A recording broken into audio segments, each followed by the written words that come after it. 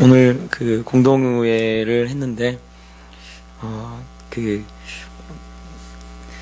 제 사례가 좀 적어서, 속상하신 우리 성도님들이 좀 있는 것 같아요.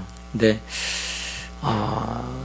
물론 형편이 돼서 제가 다 가져갈 수도 있어요. 근데, 사실은 하나님 앞에 상급이 뭐겠습니까? 내가 가지고 있는 권세를 다 누리지 않는 것이 그것이 상급입니다. 제가 이 땅을 살아가면서 저희 아내랑도 이렇게 같이 목회를 같이 하게 되고 또 이렇게 지금 교회를 개척해서 이렇게 오는데 사실은 저희 아내가 많이 도움을 줬죠. 그래서 저희 아내의 도움으로 또 이렇게 개척을 할 수 있었고 또 생활비를 전혀 주지도 않는데 저희 아내가 이제 혼자 감당해 와서 지금까지 이렇게 왔습니다. 근데 사실은 제가 살해받지 않는 것만큼 하늘나라에 다 쌓여 있다고 저는 믿어요. 근데 실제로 목사가 그걸 믿지 못하고 또 제가 또 스스로 생각할 때 그래요. 제가 헌신하는 것이 무엇이겠습니까? 제가 누릴 수 있는 권세를 다 누리지 않는 거, 누릴 수 있음에도 누리지 않는 거, 그것이 진짜 제가 하나님께 받을 상급이 될 걸로 제가 알아요. 그래서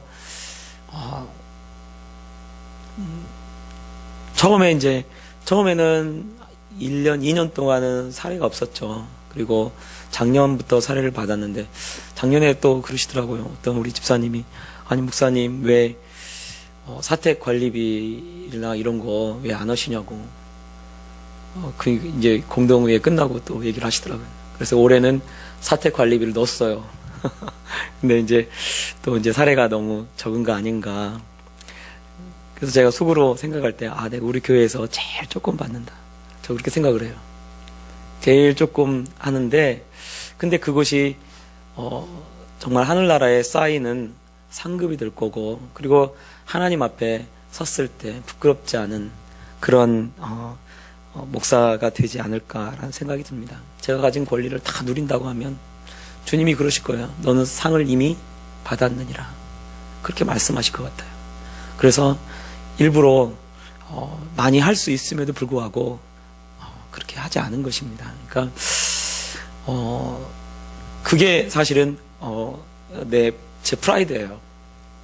그리고 그것이 정말 하나님 앞에 제가 더 겸손하게 설 수 있는 그리고 검소하게 살 수 있는 그 길이 아닌가라는 생각이 들어요. 예전에 그 전도폭발 훈련을 홍정길 목사님 교회에 가서 전도폭발 훈련을 받았습니다.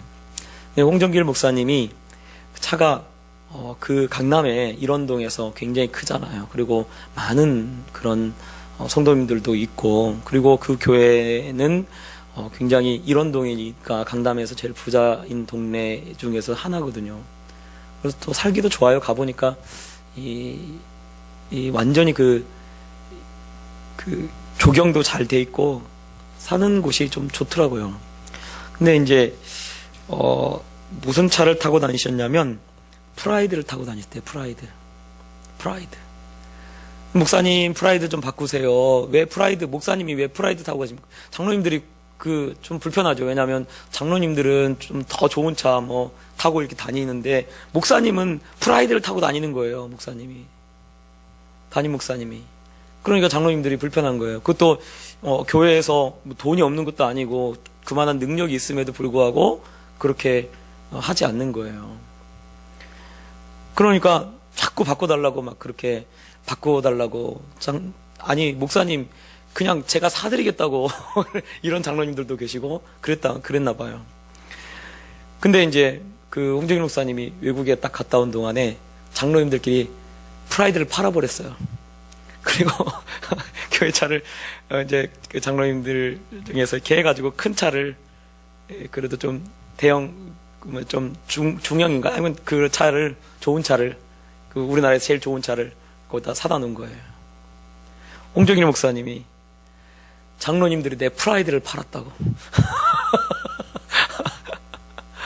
그 얘기를 목사님들, 전사님들이 있는 데서 하시더라고요. 장로님들이 내 프라이드를 팔았다고. 자기가 프라이드를 타고 다니는 것이 프라이드였다는 거예요, 자기한테. 그런데 장로님들이 자기 프라이드를 팔아버렸대요. 제가 그렇게 얘기하는 것을 보고 어떤 느낌이 들었냐면, 참 평생을 저렇게 겸손하게 사셨구나, 검소하게 사셨구나, 그 생각이 들더라고요. 그래서 속상해하지 마세요. 여러분, 그게 제 프라이드입니다. 그리고 받을 수 있는데 안 받는 거, 그게 능력이에요. 받을 수 있는 거 받으면요, 그 능력 아닙니다. 받을 수 있는데 안 받는 거, 그게 능력이에요.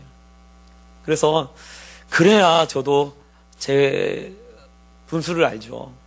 그리고 저 자신을 이렇게 돌아보고 그러지, 내가 받고 다 누릴 거 누리고, 그리고 할 거 다 하고, 쓸 거 다 쓰고, 이렇게 하면 몰라, 목회는 편하게 하고 재밌게 할지 모르겠어요. 근데 하나님 앞에 과연 그 모습이 좋은 모습일까? 목사가 받을 거 다 누리고, 그러면 사도 바울 같은 경우는 어떻습니까?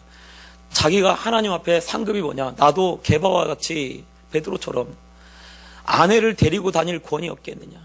그런데 내가 그 권을 다 누리지 않는 것은 그것이 곧 하나님 앞에 내 상급이다라고 이야기를 합니다. 여러분, 진짜 우리가 신앙이 정말 살아있고 살아있다면요, 자꾸 하나님께 어떻게든 간에 더 드리고 싶은 마음이 있어요. 이게 신앙이 살아있는 것입니다. 그런데요, 신앙이 좀 식어지고, 그리고 내가 하나님을 향한 마음이 식어지면요, 자꾸 누리고 싶어요. 자꾸 받고 싶어요. 자꾸 이 섬김을 받고 싶어요. 이것이 이 사람의 마음 속에 있습니다. 그래서요, 이게 조금만 이 무장을 해제시키잖아요. 그러면요, 끝까지 가요. 끝까지. 한번 가기 시작하면. 그래서 사실은 우리가 신앙생활 하는 것도 목사가, 지금 목사도 정말 하나님 앞에서 상급을 받으려고 신앙생활 하는 거예요. 명절에 권사님들은 막 집사님들 하지 말라고 하는데 제가 해요. 왜? 명절에 우리 성도님들 가정에 제가 교회 돈으로 한 게 아니고 저희 아내의 힘을 빌려서 그 선물을 사가지고 돌립니다. 왜? 너무 고마워서. 우리 성도님들 신앙생활 하는 거, 주를 향해서 정말 헌신하는 거, 그런 것이 너무 고마워가지고 제가 비싸진 않지만 아주 작은 선물을 이렇게 하나씩 드립니다. 왜 드리냐면 어떤 분이 그래요. 목사님 왜 부담스럽게 왜 그러냐고. 사실은 부담 가지라고 드리는 건 아니고, 사실 제가 너무 감사해서 정말 주를 위해서 헌신하고 하시는 것이 너무 감사해서 제가 그렇게 선물을 드리는 거예요. 근데 이게 선물을 받으시는 분들 중에 목사한테 처음 받아봤대요. 목사님한테 처음 받아봤습니다. 여지껏 신앙생활하면서 목사님한테 선물 받아본 거 처음입니다. 이런 분들이 있더라고요. 근데 그 얘기를 듣는데 제가 너무 부끄러운 거예요. 왜냐하면 목사도 줄 알아야 하잖아요. 목사도 하나님께 상급을 받기 위해서 헌신할 줄 알아야 하고, 헌금 드릴 줄 알아야 하고, 목사도 다른 성도님들을 섬길 줄 알아야 돼요. 그러니까 그러기 위해서 사실은 이렇게 섬기는 거죠. 그러니까 제가 우리 성도님들이 정말 목사님 좀 더 이렇게 해드리고 싶은데 그것 때문에 또 속상해 하실 수도 있을 것 같아요. 근데 그 속상해 하실 이유가 없습니다. 왜냐하면 제가 안 받은 거는 다 누가 지금 하나님 체크해 놓냐면 하늘나라의 하나님 장부에 체크돼 있어요. 그게 얼마나 사실은 좋은 겁니까? 저는요, 어떻게 보면 제가 조금 이렇게 사례를 받는 것이 제가 헌금을 제일 많이 하는 거예요. 할렐루야. 저 그렇게 생각을 하고 있어요. 헌금을 제일 많이 한다, 내가 제일 많이 하려고 그렇게 애쓰고 그렇게 하는 거죠. 왜? 진짜 천국이 있는 걸 알고 저 천국을 준비하며 살아가는 거 아니겠어요? 사도 바울도 왜 그가 일을 하면서 그렇게 하겠습니까? 자기가 분명히 충분히 연보를 받아서 그 연보에서 사례를 받고 그렇게 생활할 수 있어요. 그리고 이 사도 바울도 곡식을 밟아 떠는 소의 입에 재갈을 물리지 말라라고 하면서 그 사례에 관해서 얘기를 합니다. 분명히 사례를 받아도 된다는 것을 알고 있어요. 그런데 자기의 상급이 무엇이냐? 내가 내 권세를 다 누리지 않는 거다라고 그렇게 얘기합니다. 여러분, 우리가 진짜 천국이 있다는 걸 안다면 정말 천국을 위해서 더욱더 헌신하고 더 열심히 그렇게 섬기며 살아가야 될 줄 믿습니다. 그래서요, 사실은 더 헌신하고 더 주를 위해서, 더 천국을 위해서 그렇게 우리 성도님들이 살아가시길 바랍니다. 그리고 정말 너무 감사해요. 저는 요즘 우리 성도님들 제가 보니까 우리 교인들에 비해서 우리 뭐 주변에 있던 목사님들 이렇게 교회하고 이렇게 이 헌금 같은 거 비교해 보면요, 우리 교회의 교인들이 훨씬 힘들게 삽니다. 그런데요, 진짜 열심히 헌신해요. 진짜 열심히 헌신해요. 그래서 저 하늘에 아마 다들 부자일 거예요. 여기서는 어떻게 될지 모르겠지만 저 하늘에 가서는요, 다 부자가 될 거예요. 그래서 부자 동네에서 같이 살았으면 좋겠어요. 천국에서. 할렐루야.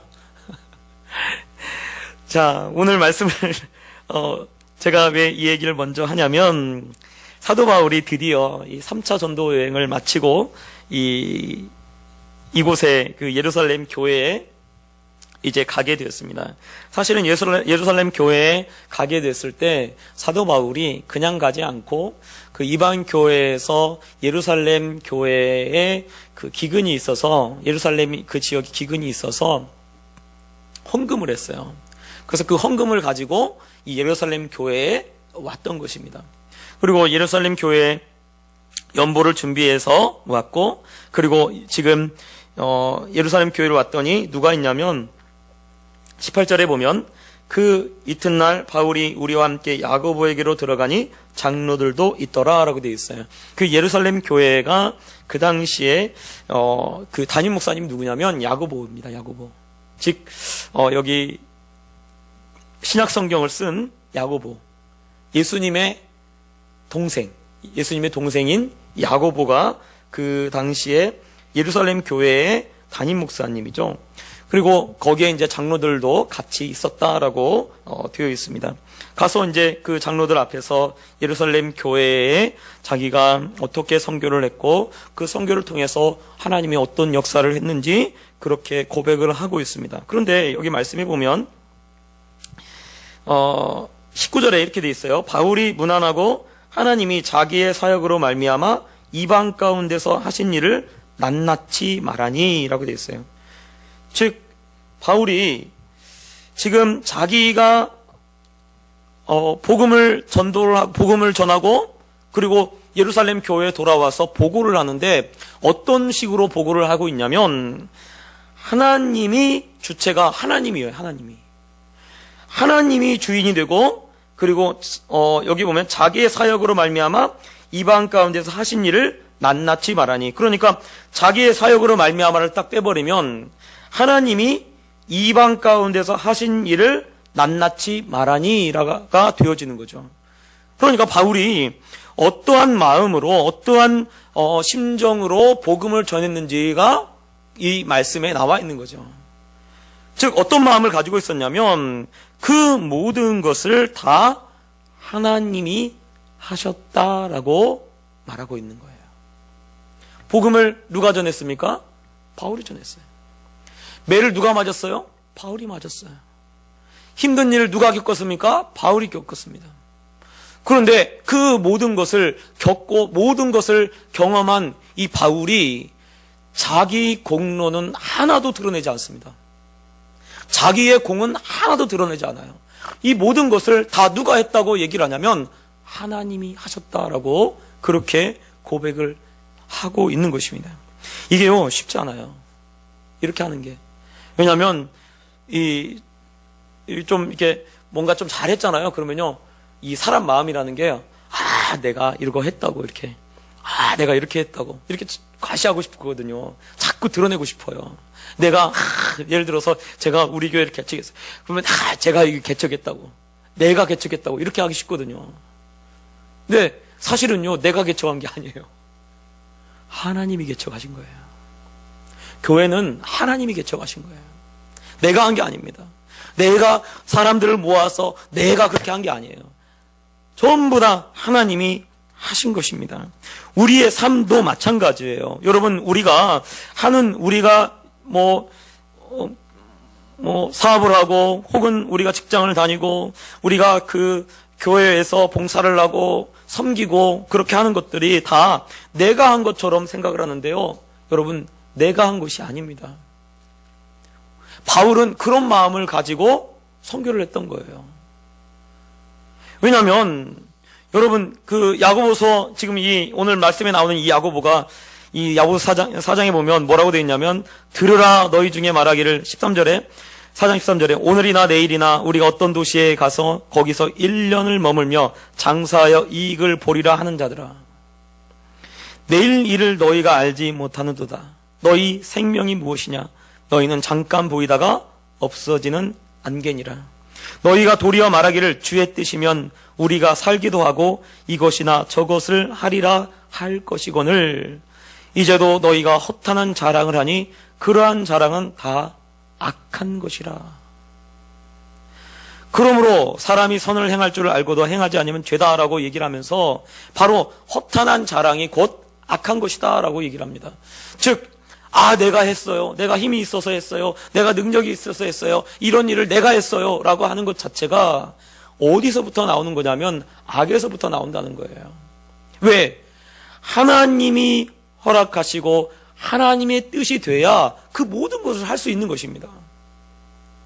여러분, 정말 하나님이 너 그만해라 라고 하면 그냥 오늘 밤이라도 하나님 떠나가야 돼요. 정말이에요. 제가요,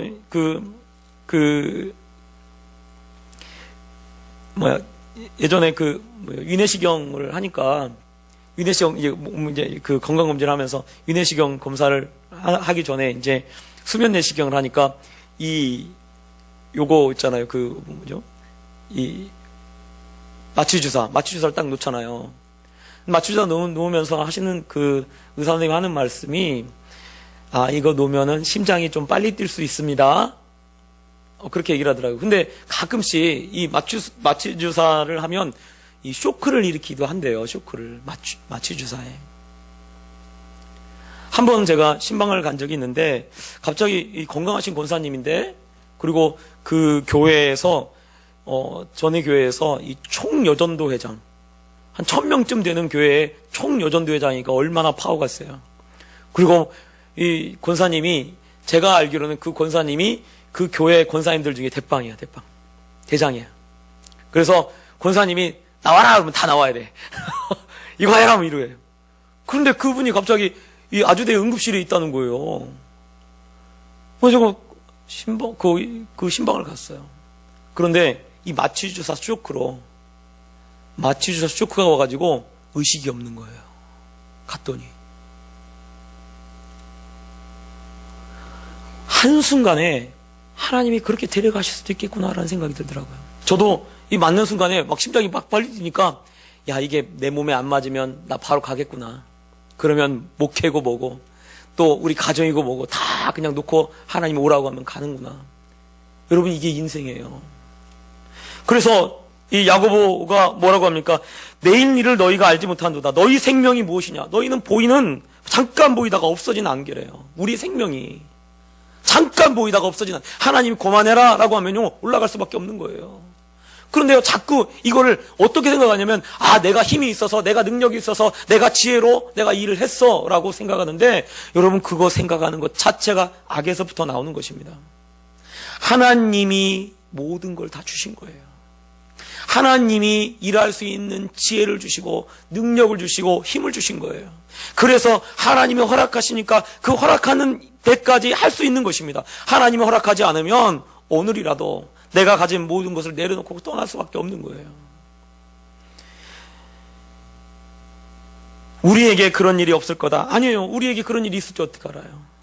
그래서 너희가 허탄한 자랑을 한다라고 돼 있어요.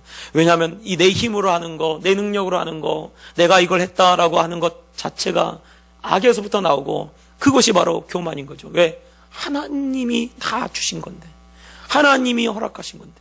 바울은요, 자기가 얼마나 고난을 당했습니까? 괴로움을 당했습니까? 그런데 바울의 고백 항상 똑같아요. 나로 나된 것은 하나님의 은혜로다. 내가 한 것이 아니요, 내 안에 계신 그리스도께서 사신 것이다 라고 그렇게 고백을 하고 합니다.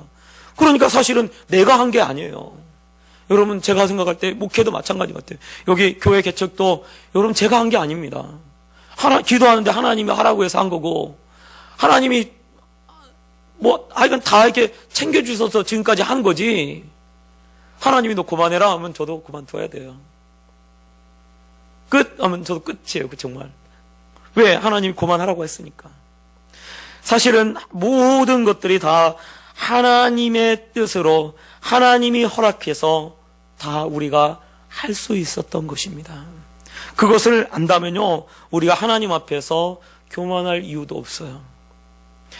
바울은 지금 모든 것을 하나님께서 하셨다라고 이야기를 하고 있습니다. 자기의 사역으로 말미암아, 즉 그 말은 하나님이 나를 통해서 모든 것을 하셨습니다. 내가 한 것이 아니고 하나님이 하신 것입니다. 그렇게 고백을 하고 있어요. 그랬더니 20절에 그들이 듣고 하나님께 영광을 돌리고 라고 되어 있어요. 바울에게 영광을 할 거다, 바울 보고 수고했다 이런 얘기가 아니고 오히려 하나님께 영광을 돌리고 있습니다. 여러분, 우리의 모든 것들을 하나님께서 힘을 주시고 능력을 주셨기 때문에 모든 영광을 하나님께 돌려야 될 줄 믿습니다. 내가 일할 수 있고, 또 내가 오늘 내일 살아갈 수 있는 힘을 주시는 분도 바로 하나님이 주시는 거예요. 한순간에 모든 것을 하나님이 하나님의 허락이 멈추면 우리의 삶도 멈추는 거예요. 그러므로 여러분, 할 수 있는 동안에, 내게 능력 주신 동안에 여러분 최선을 다해서 주님을 섬기시기 바랍니다. 그래서요, 정말 하나님이 오늘 오라고 하시면 오늘까지예요. 오늘까지. 오늘 밤에 딱 자는데 하나님이 야 됐다, 이제 와라 라고 하면 가는 거예요. 놓고 떠나는 거예요. 또 오늘 말씀을 보면 이 야고보와 장로들이 바울에게 권면합니다. 그런데 말씀을 보면 여기 이 말씀에 20절에 보면 형제여, 그대도 보는 바에 유대인 중에 믿는 자 수만 명이 있으니 다 율법의 열성은 가진 자라 라고 되어 있어요. 수만 명, 믿는 자가 수만 명이래요. 그러니까 지금 예루살렘 교회가 아마 좀 과장을 해서 사람이 율법에 열성 있는 사람이 많다라고 하는 그것을 과장을 해서도 그렇고, 이 예루살렘 교회가 굉장히 숫자가 많은 그런 교회죠. 그런데 그 예루살렘에 있는 그 형제들, 특히 믿는 자가 수만 명인데 율법의 열성을 가진 사람들이래요. 율법에 대해서. 즉 개종한 거죠. 유대교회에서 개종했는데 개종했음에도 불구하고 율법의 열심을 가진 사람, 열성을 가진 사람들이 수만 명이라는 거예요. 그런데 이 수만 명의 사람들이 누구를 지금 오해하고 있냐면 바울을 오해하고 있습니다.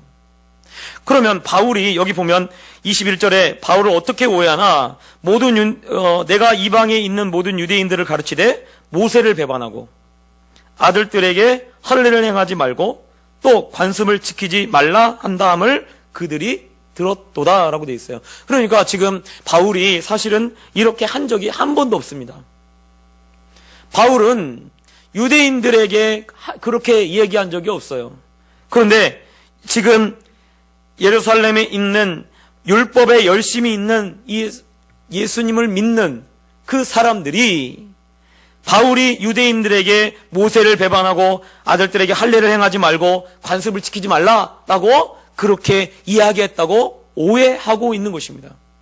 그런데 여러분 생각해 보세요. 어떤 사람들이 오해하는 겁니까? 이방인 같으면, 아니 진짜 개종하지 않은 사람 같으면 그러려니 할 거예요. 그런데 어떤 사람들이 지금 바울을 오해하고 있는 거예요? 여기 말씀해 보면 유대인 중에 믿는 자 수만 명이, 유대인 중에 믿는 자들이 바울을 오해하고 있는 거예요. 아니, 이방인이라면, 이방인이고 아예 개종하지 않은 사람이 오해한다고 하면 그러려니 하겠어요. 그런데 어떤 사람이 오해해요? 믿는 사람이 오해해요. 어떤 사람이? 믿는 사람이. 즉 교회 안에서 같이 신앙생활하고 있는 그 사람들끼리 바울을 오해하고 있는 거예요. 그러면 왜 오해하나? 바울은요 그렇게 가르친 적이 없습니다. 할례 문제에 대해서 그가 이방인에게 짐기우지 않겠다라고 얘기를 했지, 유대인들한테 할례하지 말아라, 또 모세율법 지키지 말아라, 그렇게 얘기한 적이 없어요. 우상의 제물, 피, 목매어 죽인 짐승, 그리고 음행하지 말라, 그 이야기, 그 예루살렘 공의에서 결정된 그 이야기 외에는 바울이 금한 것이 없습니다. 그런데 오늘 바울에 대한 소문을 듣고 어떻게 믿는 사람들이 판단하고 있냐면 바울이 잘못 행하고 있다라고 판단하고 있는 거예요.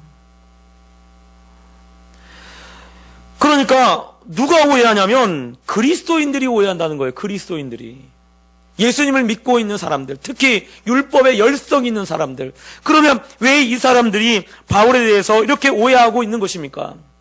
그것은요, 자기가 더 잘한다고, 자기가 더 하나님을 잘 섬긴다고 여기기 때문에 그렇습니다.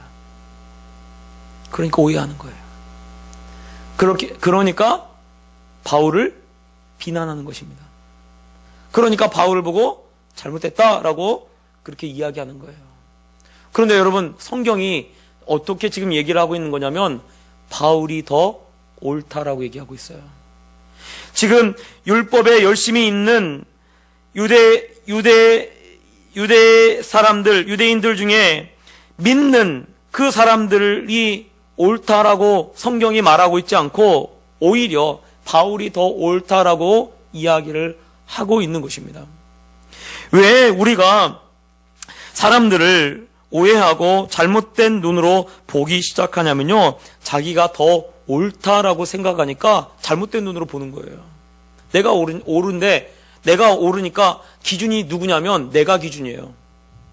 그래서 내가 기준이니까 내 기준으로 보면 저 사람이 잘못된 거야. 어떻게 저럴 수가 있어? 예수 믿는 사람이? 라고 하면서 오해하는 거예요. 그 사람은 열심히 신앙생활하고 주를 섬기고 열심히 주를 위해서 하고 있는지 모르겠어요. 그런데 내 기준을 볼 때는 아우 너무 나댄다 이러는 거죠. 아우 너무 나댄다. 아우 저렇게 하는 거 아닌데, 저건 아닌데. 내 기준이에요. 내 기준. 벌써 그렇게 이야기하는 거, 내가 판단한다고 하는 그 자체에 어떤 마음이 있냐면 우리 안에 내가 옳다고 하는 마음이 있는 거예요. 나는 저렇게 하지 않는다라는 마음이 있는 것입니다. 그러니까 자꾸 어떻게 하냐면 판단하고, 그리고 오해하고 잘못 보는 거예요. 그리고 비판합니다. 결국은 오해하는 것 때문에 어떤 일을 하냐면 비판하고, 그리고 잘못됐다고 이야기를 하는 거예요. 어떤 사람이 예수 믿자마자, 저는요 제가 보니까 예수님 믿자마자 사람들이 다 믿자마자 바로 담배 끊고 술 바로 안 마시고 막 이렇게 그렇게 안 하시더라고요. 보니까 그렇게 될 수가 없어요. 그래서 안수 집사님 되니까 그때서야 이제 담배를 끊으시더라고요. 제가 아는 안수 집사님도, 안수 집사님 피택을 딱 받자마자 이제 목사님하고 교육하잖아요. 교육하면서 이제 안수 집사님, 권사님들은 된 사람들은 담배도 끊으셔야 합니다. 목사님 그렇게 얘기를 해서 그게 계기가 돼가지고 담배를 끊으시는 분이 있더라고요. 신앙생활을 몇십 년을 하셨어도. 그러니까 우리 기준으로는 딱 보면 어떻게 집사님이 저렇게 이렇게 담배를 피고 저렇게 술을 마시지라고 우리가 그렇게 판단할지 모르겠어요. 저 사람 보면서. 그런데 여러분, 그 사람이 지금 담배를 끊고 있는지 어떻게 압니까? 예수 믿었기 때문에. 한갑 피는 사람이 반갑으로 줄였어요. 예수 믿어서. 우리가요, 신앙이 좋으면 신앙이 좋은 사람일수록 어떻게 봐야 하냐면요, 저 사람이 고쳐가고 있다라고 보셔야 돼요. 저 사람이 정말 더 나아지고 있다라고 보셔야 돼요. 그런데 어느덧 내가 기준이 되고 내가 의인이 되고 내가 정말 올바른 사람이 되어가지고 저 사람을 판단하는 거예요. 저게 잘못됐다. 근데 그것이 무엇으로부터 나오는 거냐면 악으로부터 나오는 겁니다. 왜? 내가 의롭다는 의인이 되어 있는 거예요. 어느덧. 우리는요 아무도 판단할 수 없어요. 사람은요 그 사람을 정확하게 이 사람을 판단할 수 없습니다. 그래서요 목사도 마찬가지. 목사도 우리 성도님들 정확하게 판단할 수 없어요. 왜? 하나님만이 아셔요. 하나님만이 아셔요. 저한테 와서 열심히 막 신앙생활 하는 것 같은데 집에 가서는 뭐 그렇게 안 할지 어떻게 알아요? 아무도 몰라요. 아무도. 정말 하나님 믿는 것처럼 보이는데 실제 생활에서는 안 믿는 것처럼 그렇게 할지 모르고, 어떤 사람은 저 사람 믿음이 있나라고 했는데 하나님이 보실 때는 정말 믿음이 있는 사람인지 우리는 몰라요. 사람은요 판단할 수가 없어요. 그래서 주님이 뭐라고 하냐면요, 판단하지 말라는 거예요. 내 눈에 있는 들보를 깨닫지 못하고 남의 눈에 있는 티끌을 판단한다고 주님이 막 그러시잖아요. 사실은 그게 왜 그러냐면 악에서부터 나오기 때문에 그래요. 자기가 의롭다는 거예요. 자기가 기준이 되고. 지금 바울을 비난하는 사람들이 누굽니까? 믿는 사람들이 지금 바울을 비난하는 거예요. 근데 지금 자기들이 하고 있는 것이 율법에 열심히 있고 이렇게 하는 것이 올바른 거예요? 올바르지 않은 것입니다. 오히려 바울이 더 올바른 거예요. 오히려 바울이 더 하나님이 보실 때는 정말 예수님처럼 살아가고 있는 것입니다. 그런데 아니 어떻게 바울이 저럴 수가 있어? 이러고 바울을 오해하고 잘못 판단해서 비난하고 있는 거죠. 여러분, 우리도 그렇게 할 수 있어요. 우리가 어느덧 내가 의인이 되고 내가 올바른 사람이 돼가지고 신앙생활은 저렇게 하는 게 아닌데 라고 하면서 판단할 수 있어요. 사실은요, 주님이 바울이 뭐라고 하냐면 너희 믿음 있는 사람이 연약한 자들을 담당하라 라고 돼 있어요. 연약한 사람을 감당하라는 거예요. 연약한 사람, 믿음이 연약한 사람을 용납하라는 거예요. 여러분, 예수님 믿자마자 처음부터 막 믿음의 막 대장부가 돼가지고 그렇게 살아간 사람이 어디 있습니까? 사도 바울도 예수님 믿고 물론 바로 복음을 전했지만 그가 3년이라고 하는 기간 동안에 아라비아 사막에 가서 사막에서 주님과 함께하는 그런 훈련을 받았어요. 그래서 비로소 이 사도 바울이 되는 거예요. 그냥 만들어지지 않습니다. 한참 시간이 지나가요. 한참 훈련을 받아야 돼요. 모든 훈련 과정을 계속해서 겪어야 합니다. 그래야 신앙인이 되어지는 거죠. 목사도 마찬가지예요. 제가 처음에 신학교 가자마자 지금처럼 신앙생활 했을까요? 그렇게 못했어요. 새벽 예배도요. 그렇게 못했어요. 너무 피곤하면 저도 새벽 예배 쉬고요. 전도사 때도 그랬어요. 너무 피곤하면. 근데 지금은요, 4시면 눈이 툭 떠져요. 정말로 피곤하지 않는 이상 4시면 눈이 탁 떠져요. 그래서 4시부터 뒹굴뒹굴해요. 일어나야 하는데 이러면서. 근데 이게 훈련이 되니까 4시면 눈이 딱 떠지고, 그리고 그냥 나가서 이렇게 기도하고 이렇게 되는 거예요. 전도사 때나 부목사 때 새벽에 큰 소리로 기도 못 해요. 담임 목사님보다 크면 안 되잖아, 소리가. 그러니까 뒤에 가서 조용히 기도해요. 조용히. 담임 목사 되니까 와서 이제 부르짖고 기도하는 거예요. 막 그렇게. 근데 이것도 보니까 하나님이 이렇게 훈련을 시키는 것 같더라고요. 그래서요, 이렇게 만들어져 가는 겁니다. 아직 저는 완성되지 않았어요. 우리 성도님들도 마찬가지예요. 아직 완성되지 않았어요. 완성되지 않았는데 완성되지 않은 미완성 제품을 보고 왜 저게 모자라? 여기 찌그러졌어? 그렇게 하고 있는 거예요. 사실은 다 찌그러졌어. 우리 성도님들 이쪽도 찌그러지고 이쪽은 여기 머리 이쪽이 한쪽이 찌그러졌고 저쪽 권사님은 이 옆구리 여기 허리 쪽에 여기 찌그러졌어. 근데 이 머리 찌그러진 사람이 이 옆구리 찌그러진 사람 보고 옆구리가 저거 찌그러졌네. 그러고 있는 거예요. 자기는 어디가 찌그러졌는데 머리가 찌그러졌는데. 아직 완성되지 않았다니까요. 지금 머리를 하나님 피고 있는지 몰라요. 옆구리 피고 있는지 몰라요. 우리가 비판하고 판단할 수 있는 것이 하나도 없는 것입니다. 왜? 하나님이 지금 고쳐가고 있는 거예요. 그러면요, 우리가 어떻게 하냐면요, 다 용납하는 거예요. 다 받아주는 거예요. 그것이 하나님이 원하시는 방법이 되어지는 것입니다. 바울이 오늘 말씀해 보면 이렇게 되니까 어떻게 하라고 했냐면, 바울이 야고보와 그 장로들이 권면하죠. 결례를 행하라. 사실은 바울이 결례를 행하지 않아도 됩니다. 왜냐하면 바울은 결례를 행하지 않아도 복음으로 자유한 사람입니다. 그런데 오늘 결례를 행하라고 하니까 바울이 어떻게 해요? 결례를 행해요. 어떤 사람들은 이 본문을 보면서 바울을 비난하는 분도 있어요. 어떤 학자들 중에서. 왜? 타협했다는 거죠. 이 율법으로 다시 돌아갔다, 바울이 잠깐 여기서 돌아갔다라고 타협했다고 하는 거예요. 그런데 타협한 게 아니에요. 이거는 무엇을 말하냐면, 바울이 항상 말하기를 자기가 유대인에게는 유대인이 되고 율법 아래 있는 사람에게는 그 율법 아래 있는 사람을 얻기 위해서 율법 아래 있는 사람이 되기로 마음을 작정한 거예요. 즉 바울의 기준은 자기가 기준이 아니에요. 어떤 사람이 기준이에요? 그 사람이 기준이에요. 그 사람이. 여러분, 우리가요, 한 사람을 대할 때 그 사람이 기준이 되어봐요. 그럼 그 사람이 기준인데 비난할 수 있어요? 비난할 수 없어요. 바울이 지금 오늘 결례를 행하고 이렇게 똑같이 이 사람들, 율법을 지키는 사람들하고 똑같이 그렇게 하는 이유가 무엇입니까? 바울은요, 자기를 의롭다고 생각하지 않아요. 어느 누구에든지 그 사람을 얻기 위해서 그 사람에게 맞추는 것입니다.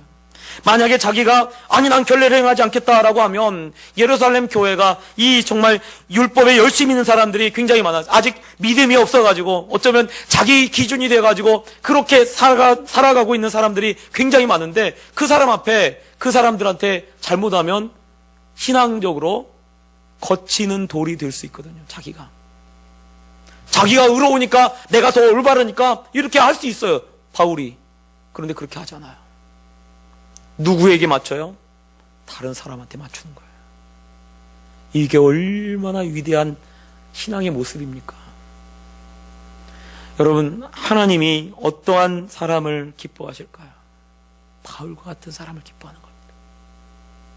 남을 판단할 수 없어요. 왜? 그 사람이 기준인데. 그 사람이 기준인데 누구를 판단해요? 그 사람이 잘하고 있는데. 우리가요, 그리스도의 눈으로 보면요, 그 사람이 잘하고 있어요. 어떤 목사님이 막 하나님께 기도했대요. 하나님, 저 장로님 좀 변화시켜 주세요. 하나님, 저 장로님 좀 정말 저분 좀 변화시켜서 정말 이렇게 잘할 수 있도록 그렇게 좀 해주시면 안 되겠어요. 막 그렇게 막 기도했대요. 근데 깨달음을 하나님이 주시더래요. 하나님이 어떻게 말씀하시냐면, 야, 나도 못한다. 그래요. 나도 못한다. 즉 그 말은 하나님도 바로바로 이 사람을 바꿀 수 없다는 거죠. 그 장로님을 그분을 이렇게 바꿀 수 없고 나도 못하는데 네가 그렇게 하려고 애를 쓰냐라고 하면서 하나님이 그런 깨달음을 주시라는 거예요. 여러분, 그 사람을 바꾸지 못하면요, 내가 바뀌면 되는 거예요.